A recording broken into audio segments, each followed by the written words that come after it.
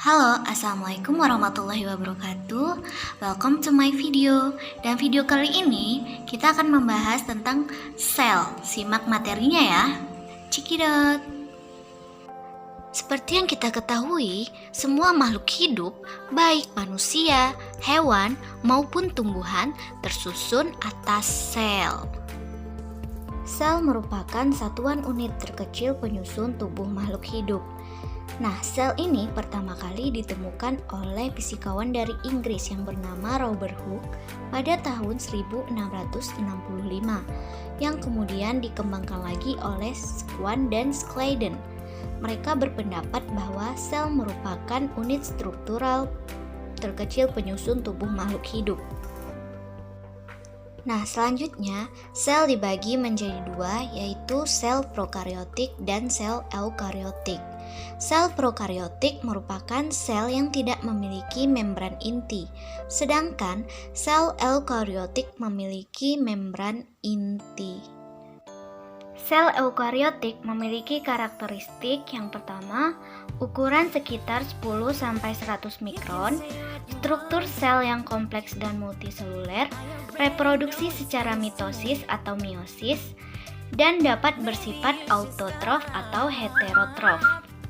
Selanjutnya, sel prokariotik memiliki karakteristik seperti ukurannya berkisar 1-10 mikron, uniseluler yang membentuk koloni atau filamen, bentuk sel terdiri dari bulat, batang, dan datar, ada yang bersifat autotrof dan heterotrof, bereproduksi secara aseksual seperti pembelahan biner, aransformasi, konjugasi, dan transduksi. Sel tersusun atas 3 bagian utama. Yang pertama, membran sel, yang kedua sitoplasma, dan yang ketiga organel-organel sel. Jadi teman-teman, sel ini mempunyai struktur yang harus kita pahami fungsinya. Organel-organel sel. Yang pertama, retikulum endoplasma. Retikulum endoplasma ini dibagi menjadi dua, yaitu retikulum endoplasma kasar dan retikulum endoplasma halus. Retikulum endoplasma kasar ditempeli oleh ribosom dan berfungsi untuk mensintesis protein, sedangkan retikulum endoplasma halus tidak ditempeli oleh ribosom, berfungsi mensintesis lemak. Yang kedua ada ribosom. Ribosom ini berperan dalam sintesis protein. Ribosom ini bentuknya kecil dan padat dan tempat berlangsungnya proses sintesis protein pada sel. Dan perlu diingat bahwa ribosom memiliki diameter 20 mm saja. Selanjutnya ada mitokondria. Mitokondria disebut juga house of power karena mitokondria memiliki fungsi sebagai tempat respirasi sel dan pembentukan energi. Mitokondria ini memiliki membran ganda yang terdiri dari membran luar dan membran dalam. Mitokondria memiliki matriks dan lekukan. Yang keempat ada nukleus. Nah, di dalam nukleus ini mengandung DNA atau genetik yang berfungsi mengatur seluruh kerja sel. Di dalamnya juga terdapat yang namanya nukleolus. Selanjutnya ada badan Golgi. Nah, badan Golgi ini merupakan bagian sel yang berfungsi sebagai tempat melakukannya modifikasi protein yang kemudian disintesis oleh ribosom yang akan diubah menjadi enzim, hormon, protein, struktural maupun organel-organel baru. Selain itu, badan Golgi juga berfungsi membentuk lisosom dan dinding sel. Selanjutnya ada lisosom. Nah, lisosom ini merupakan kandung kecil yang dibuat oleh badan Golgi.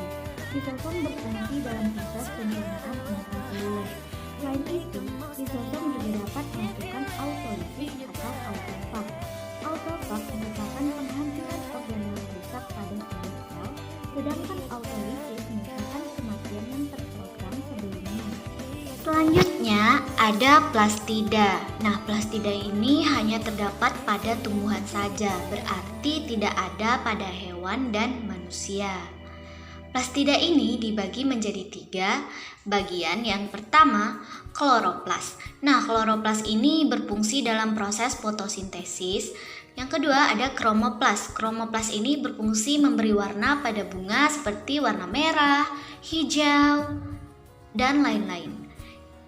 Yang ketiga ada leukoplas. Nah, leukoplas ini berfungsi dalam proses penyimpanan cadangan makanan. Selanjutnya ada vakuola. Vakuola ini berfungsi untuk menyimpan cadangan makanan, sisa metabolisme, dan minyak atsiri. Apakah vakuola tidak terdapat pada sel hewan? Sebenarnya ada, tetapi ukurannya sangat kecil. Oleh karena itu, vakuola pada sel hewan dibagi menjadi dua, yaitu vakuola kontraktil yang berfungsi untuk mengatur fotosintesis dan vakuola makanan yang berfungsi untuk pencernaan makanan. Selanjutnya ada badan mikro. Nah, badan mikro ini dibagi menjadi dua, yaitu gelioksisom yang berfungsi untuk mengubah lemak menjadi gula, dan peroksisom yang berfungsi menghasilkan enzim katalase yang mengubah H2O2 menjadi H2O dan O2. Nah, organ yang selanjutnya ada sitoskeleton. Sitoskeleton ini dibagi menjadi dua juga, yaitu mikrotubula dan mikrofilamen. Nah, mikrotubula ini berfungsi menggerakkan organel, pembentukan silia, flagel, dan untuk mempertahankan sel. Sedangkan mikrofilamen berperan dalam kontraksi otot dan juga untuk mempertahankan bentuk sel. Nah, dan yang terakhir itu ada dinding sel. Nah, dinding sel ini berfungsi sebagai pendukung bentuk sel dan melindungi sel tanaman. Oke guys, jadi itu tadi video pembelajaran dari saya tentang materi sel. Semoga bermanfaat bagi kita semua. Saya akhiri. Wassalamualaikum warahmatullahi wabarakatuh. Thanks for watching guys. See you in the next video. Bye bye.